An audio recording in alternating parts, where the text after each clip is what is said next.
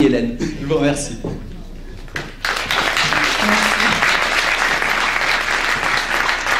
Bonjour à tous. Oui, je parle le Y, qui est une langue assez méconnue, il faut le savoir, et qui, par sa méconnaissance, peut créer de très sérieux dommages dans les entreprises. Et c'est tous les jours que j'en rencontre, sachant que le problème est ressenti, il est vécu, mais les entreprises ne savent pas mettre un nom, ni le type de langue qui leur manque. Et il s'agit bien de la langue Y. Alors, vous allez me dire, qu'est-ce que c'est encore que ce langage? D'où ça sort? Eh bien oui, la langue de l'avenir, ça sera très certainement en partie le chinois, mais aussi le Y. On ne pourra pas faire autrement, et je vais vous expliquer un tout petit peu pourquoi. Alors, les générations dans l'entreprise, parce que ça démarre par là. Eh bien, figurez-vous qu'à ce jour, il y en a 3. Rappelez-vous, nos chers seniors, et heureusement qu'ils sont encore là. Alors, les plus de 50 ans, l'INSEE est même très difficile et très dur avec les seniors. Elle les case déjà dans les plus de 45. Mais rassurez-vous, ça va bientôt passer à du plus 70. La génération X, qui elle se situe aussi dans la tranche 30-50 ans. Et la fameuse génération Y, qui en fait comprend les moins de 30 ans. Alors, un petit snapshot sur les caractéristiques des seniors, puisqu'il faut replacer les Y quand même dans le contexte. Alors, les seniors sont les enfants du baby-boom. Ce qu'ils affectionnent particulièrement, eh bien, l'emploi, le statut social, à tel point que ils considèrent l'entreprise comme un fournisseur d'emploi à vie. On fait sa carrière le plus longtemps possible et idéalement à vie dans une entreprise. Loyauté, dévouement, ben ça va avec. Respect de l'autorité, ça va aussi avec. Ils ont inventé les concepts de workaholic et superwoman. Alors, workaholic, eh bien, comme le mot double l'indique, hein, ce sont des addicts du travail, à tel point qu'ils placent donc le travail au centre en termes de pilier de leur vie, presque dans une connotation de finalité. Superwoman, il n'y avait pas que les Supermen de Wendy, ça a été inventé aussi par cette génération-là, où la femme a dû y mettre beaucoup de son, non seulement de son énergie, mais aussi de son temps, et qui, elle aussi, par ce concept de Superwoman, a placé le travail au centre de ses préoccupations, en tout cas comme but dans sa vie. Alors, la fameuse génération X, qu'on appelle la génération tampon, celle qui crée les passerelles, qu'on appelle aussi la génération sacrifiée, parce que c'est celle qui a dû faire ces fameuses passerelles et qui est prise en sandwich entre les seniors et les Y.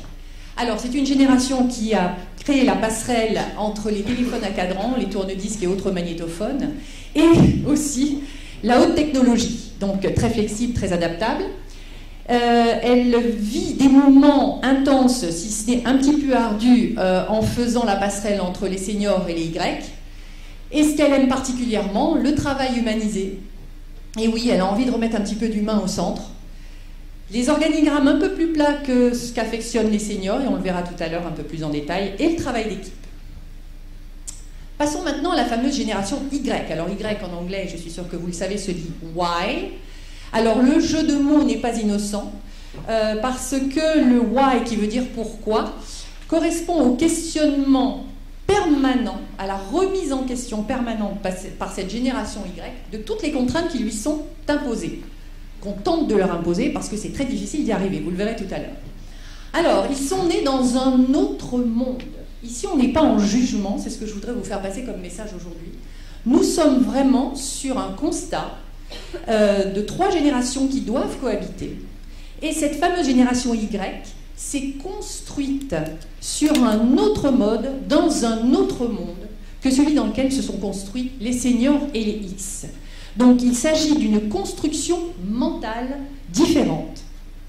Alors évidemment, ce monde qui est constitué de PlayStation, téléphone mobile et autres chaînes de télévision avec télécommande, je vous le rappelle, les X ne l'avaient pas connu au départ, et ça a son importance, sont des technology addicts. Hein, ils sont complètement drogués par la techno, ils sont connectés en permanence. C'est une génération qui, on les appelle aussi Thumb Generation, la génération pouce, parce qu'ils ont une capacité et une vitesse pour taper des SMS qui est phénoménale, hein, c'est des mutants hein, quand on les voit faire.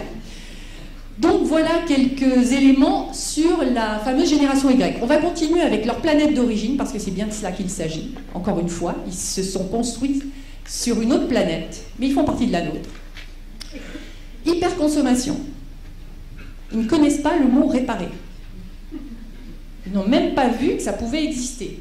On consomme, on rachète. Les parents peu présents. Donc toute cette instabilité dans laquelle ils se sont construits, rappelez-vous, leur mode de construction dans ce monde-là. Et ça ouvrira un petit peu les esprits à de la tolérance aussi. Chômage et divorce. Ben oui, ça aussi, est-ce que c'est de la stabilité? Et c'est banalisé depuis qu'ils sont nés. Mondialisation. Ils n'ont pas connu les frontières. Succession de crises. Ah, ça aussi, ça aide à se stabiliser et à avoir envie d'environnement stable. Continuons avec leur planète. Ils sont habitués à tout négocier. Ah bah oui, dans ce monde-là, on a intérêt à se débrouiller. Et puis surtout à tout avoir. Alors pourquoi tout avoir? Bah parce que rappelons-nous quand même que pour une certaine catégorie, ce sont nos enfants. Et qu'ils ont eu accès à des moyens, accès à des études, des moyens financiers, même si on parle de crise, que nombre d'entre nous n'ont pas connu. Hein, j'en connais qui ont beaucoup... en tant qu'argent de poche, ont plutôt un petit SMIC qu'autre chose, ou enfin connu ça. Alors, bah évidemment, ça mène à quoi, ce constat? Bah, les plaisirs, oui, les contraintes, non, non. Le relationnel, c'est le réseau pour eux. Alors évidemment, les multimédias aident, mais vous allez voir un peu plus avant que c'est leur mode de fonctionnement naturel et instinctif. Alors, leur culture, bah évidemment, avec ce mode de construction, puisque cette planète d'où ils viennent, ils sont dans l'immédiateté. Tout de suite. Tout est raccourci. Vous allez voir qu'il n'y a pas qu'un seul élément sur lequel ils se comportent de la sorte. Culture du changement, on zappe, tout va très vite. Alors évidemment, le zapping fait qu'on est plutôt horizontalisé que verticalisé dans son mode de fonctionnement. D'accord? Rappelez-vous, ils se construisent mentalement sur ce mode-là. Ils s'informent et ils se forment via le web. 30% des actifs Y lancent leur entreprise. Intéressant. Rappelez-vous, les seniors et les X, c'était pas trop ça, surtout en France. Alors, le constat, une fois qu'on a dit ça, qui est le meilleur, qui est le moins bon, ben, on s'en fiche un peu, parce qu'il n'y en a pas, et que les 3 générations sont là, qu'il va bien falloir faire avec, et surtout faire au mieux.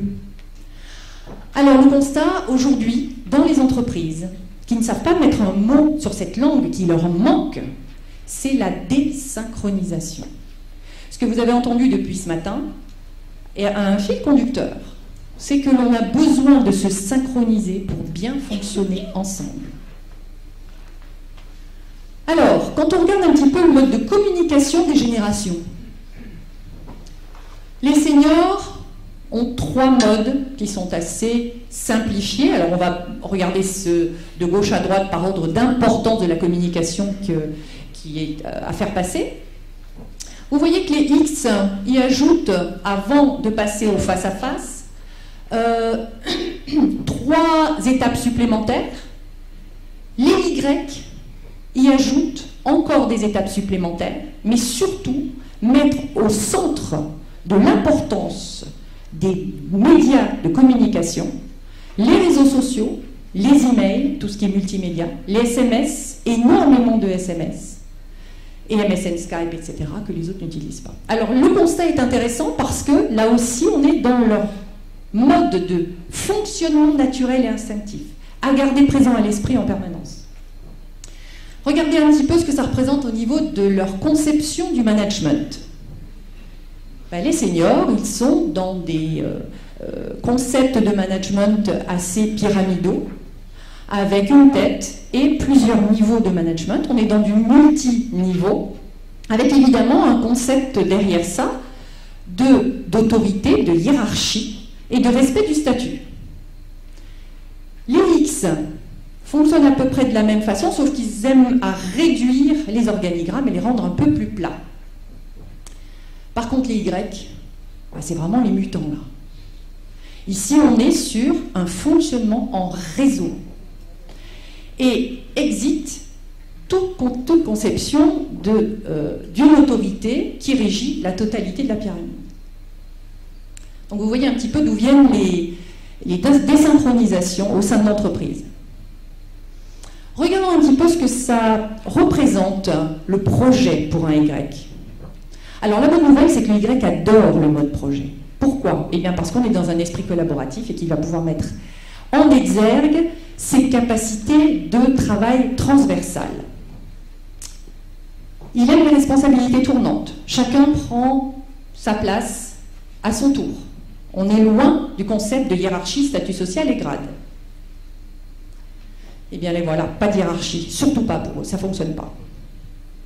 De l'autonomie, qui ne veut pas dire indépendance, sachez les guider, les cadrer. Ils aiment tout ce qui est tutorat, mentoring. Par contre, autonomie, ils ont envie d'avoir de l'initiative et d'être laissés sur un champ de créativité. Projet diversifié. Attention, le Y s'ennuie vite. Il est multitâche, profitons-en. Il aime faire plusieurs choses en même temps, donc plusieurs projets et des projets différents. Des projets pilotes, évidemment, on est dans la culture du zapping. Allons-y, on fait plusieurs choses et puis on aime découvrir des nouvelles choses. Et le feedback, attention, immédiat. Je vais revenir sur cet aspect de feedback immédiat. Alors regardons un petit peu le modus operandi lorsque le Y se trouve au centre d'un projet à gérer. Alors il va favoriser les compétences par rapport au statut, c'est-à-dire qu'il va aller chercher dans le mode projet des personnes qui sont des personnes ressources du point de vue de leur expertise et de leurs compétences, et pas du tout passer par, si c'est le chef, c'est lui qui sait. C'est celui qui a la compétence qu'il ira chercher. Le contrat, plutôt que l'ordre, on est encore une fois dans un rapport de non-autorité. Par contre, il y a un contrat qui est passé, et il le suivra. C'est du donnant-donnant, c'est du partenariat. Pas de la hiérarchie. Le résultat, oui, ils sont très orientés résultats. Profitons-en aussi pour les projets. Court terme, mais résultats. Court terme, je vous le disais, parce qu'ils ne se projettent pas, pas très loin. Ils sont dans le retour sur investissement immédiat, très court. Alors quand j'appelle ça le court terme, c'est ne les emmenez pas sur un objectif à 2, 3, 4, 5 ans. Hein, dans les projets habituels, on se projetait, et peut-être encore trop, à 3, 5, 10, 15 ans. Ok, ça c'est bien, mais qu'est-ce qu'on fait entre maintenant et les prochains 6 mois? Et c'est là qu'il se sent bien. Donnant, ça je vous l'ai dit, il négocie tout. Alors, sachez-le, pour le motiver, ça fait partie des leviers de motivation d'un Y. Le donnant, qu'est-ce que c'est? Eh bien, c'est tout simplement le fait que, ah ben là, écoute, Christophe, il va falloir que tu travailles encore pendant 3 semaines, on va dire 12 heures par jour plutôt que 8. Écoute, je compte sur toi, hein, au niveau de l'image, ça sera très bon pour toi. Ah ben oui, mais attends, qu'est-ce que tu vas me donner en échange? Non, mais je t'assure, tu vas augmenter ta crédibilité, les gens vont trouver que tu as une image de travaillomane, ça va être super, puis tu es en plus déjà persévérant, ça va être top. Ça ne va pas le faire. C'est pas comme ça que vous allez les motiver. Ça va être, eh bien écoute, tu vas travailler pendant 3 semaines tant de temps, tu prendras 2 jours off pour ton temps libre. Et on verra comme il est important pour eux d'avoir du temps libre. Je vous l'avais dit, retour sur investissement immédiat. Brainstorming, ils adorent ça. Ils vont chercher les personnes ressources et ils vont chercher à fédérer. Et ils aiment que chacun amène au pot ses idées. Open space, ne les enfermez pas, ne les cloîtrez pas, mixez-les avec les autres générations. Alors les réunions, oui, pas plus de 15 minutes, hyper efficace, orienté résultat. Alors c'est intéressant par rapport à cette maladie que vous avez peut-être tous connue et que vous connaissez encore, la réunionite aiguë. Ça vous parle? Bah oui, ils ne vont pas l'attraper. La machine à café, bah oui, c'est plus sympa que la salle de réunion et vous allez les trouver en train de travailler là. Et la communication en circuit court, et j'y reviendrai tout à l'heure. Un petit coup de projecteur sur les leviers de motivation et les possibilités de fidéliser nos chers Y. Équilibre vie perso et pro, c'est au centre de leur considération lorsqu'ils vont devoir soit prendre un projet, soit être recrutés par une entreprise. Les horaires souples.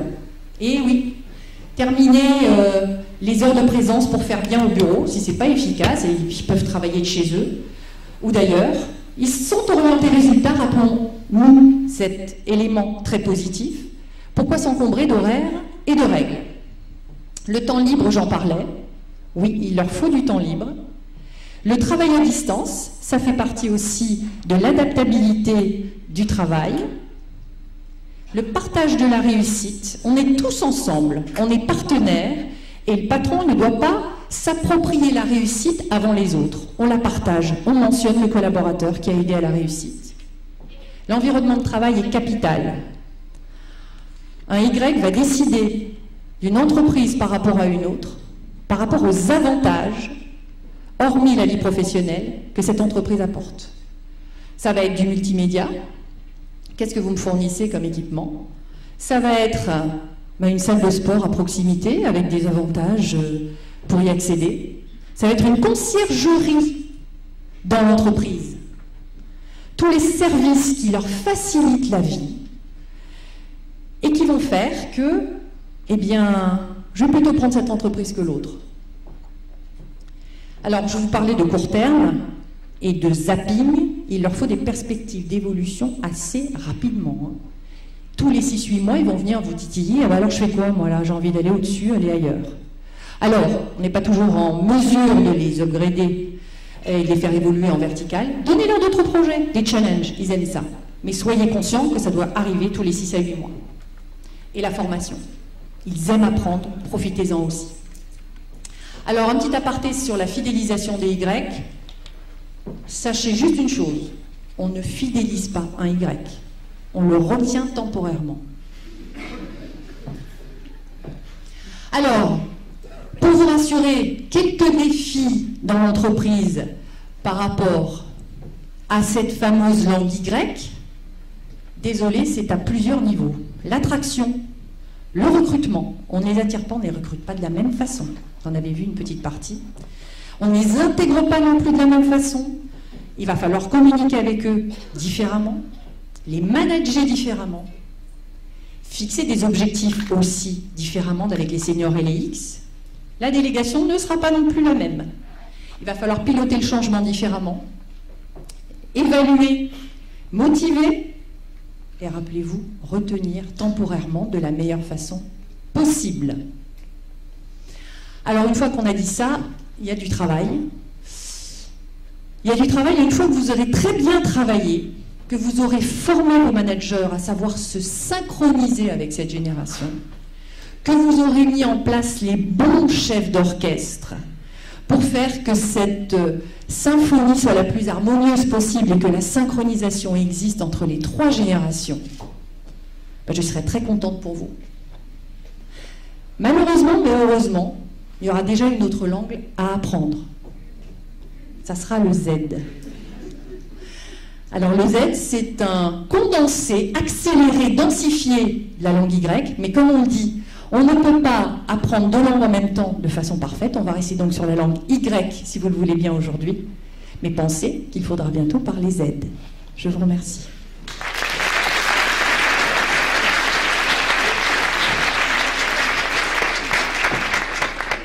Merci Marie-Hélène. C'est vraiment intéressant de voir toute la diversité qu'on peut avoir dans l'approche des cultures. J'imagine que pour la plupart d'entre nous, culture, ça voulait dire simplement les Anglais, ou les Français, ou les Italiens, ou les Chinois, des choses comme ça, mais vous voyez que ça va bien plus loin. Et on va creuser ça tout à l'heure, après le break, après la pause. Mais ce que je voudrais vous demander maintenant, c'est de préparer justement ce qui va se passer après la pause. En fait, ce qui nous intéresse, c'est de connaître vos opinions, vos intérêts, vos questions, vos réactions par rapport à ce que vous venez d'entendre, en le mettant en lien avec la raison ou les raisons pour lesquelles vous êtes venus ici aujourd'hui. Je pense que c'est le moment où vous allez pouvoir en fait partager, c'est ce que je vais vous demander dans une minute, sur vos réactions par rapport à ce qui vient de se produire, avec